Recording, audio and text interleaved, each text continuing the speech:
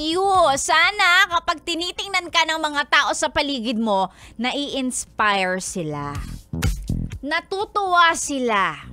Naliligayahan, ha? Gumaganda ang araw. Sana ganon ang epekto mo sa mga tao sa paligid mo. Hindi yung pag nakita nila, yung pagmumukha mo,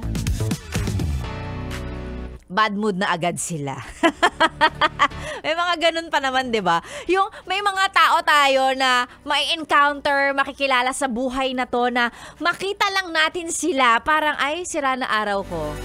Alam niyo dati, akala ko joke lang 'yon or it's parang an exaggeration, pero meron talaga. I mean, may makikilala ka talaga na makita mo lang sila, parang ay sira na araw ko. Yung parang may kulo ng dugo, hindi mo yung iba lukso ng dugo, 'di ba?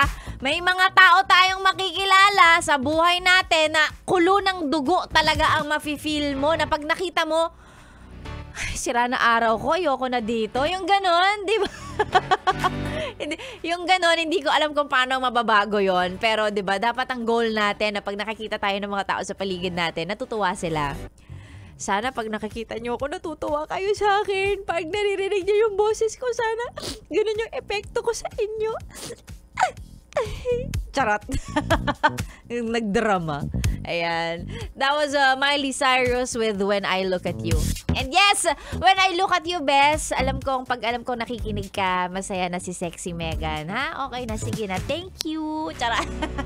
May pambobola pang kasama. Ay nako, Sexy Megan po ang niyong kasama. Welcome sa radio show ninyong walang title. Pero syempre, may beautiful DJ hatid ang ating topic for today. Ano ba pag-uusapan natin? Aba naman, simple. Ngayong araw ng Thursday, gustong malaman mula sa'yo ni Sexy Megan. Ay, nako, ha? Ngayong araw ng Thursday, gusto kong malaman gaano ka karupok. Yan.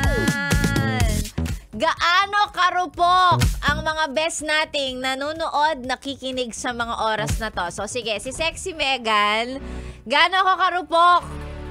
Pag alam niyong wala ako sa mood, nakasimangot ako, ganyan, ang talagang nakakapagpaganda lang ng araw ko. Pag sinabi niyo sa akin na, uy, tara kain tayo, libre kita. Talaga, totoo to. Pagkain, pag binigyan mo ko ng pagkain, okay na ako. Talaga, as in, yung kapag inalayan mo ako ng pagkain, tapos alam mo naman na pagod ako, masama pakiramdam ko, ganyan, or wala ako sa mood, nagsusuplada ako, pagkain lang talaga, oy, bibigyan kita bigyan kita pagkain, binilhan kita ng ganito, kain ka na. Ay, thank you, ganyan. Maglalighten na yung mood ko. So, ganyan ako karupok, pagkain lang. Oo. Siyempre, pag cash naman ang ibibigay, siyempre, ibang usapan yun, automatic yun. Pero, alam mo yun, magka-level sila pagkain at pera pag binigay sa akin. Yan, marupok. Ha? Yan. Yung karupukan po na pag-uusapan natin ay depende, no? Depende sa sitwasyon na gusto nyong i-share. Pwede pagdating sa significant other ninyo, ganyan. Sa mga bagay-bagay na, alam nyo na, na-experience nyo on a daily basis. Gaano ka karupok? Ako, sa akin, pag may kasalanan sa akin, mag-sorry lang. Mag-sorry ka lang, okay na ako. Kahit na umiiling-iling si Tolits. And, ako ganun ako. Kasi as a forgiving person, wow! As a very nice and forgiving person, pag kayo, nag-sorry kayo sa akin, yung hinarap nyo ko na alam nyong masama ang loob ko sa'yo, ganyan, tapos sinabi mo sa akin na, uy, pasensya ka na ha, sorry, ganto, ganyan. Pag nakita ko naman na inamin nyo naman yung kasalanan nyo, okay na ako. Oo. Hindi nyo kailangan ng engranding pagsusorry and whatever. Sabihin nyo lang sa akin na, uy, sorry pasensya ka na. Sige na nga, okay na ako. Bati na tayo. Ganon. O, diba? Gaano karupok? Gaano kakarupok? I-send ang mga sagot sa ating Facebook page. Yes, The Best Manila, or mas maganda sa page ko para mabasa ko kaagad. Sexy Megan. And yan ang babasahin natin maya-maya lang. Tuloy-tuloy pa tayo hanggang mamayang 9:00. Sexy Megan po ang iyong kasama.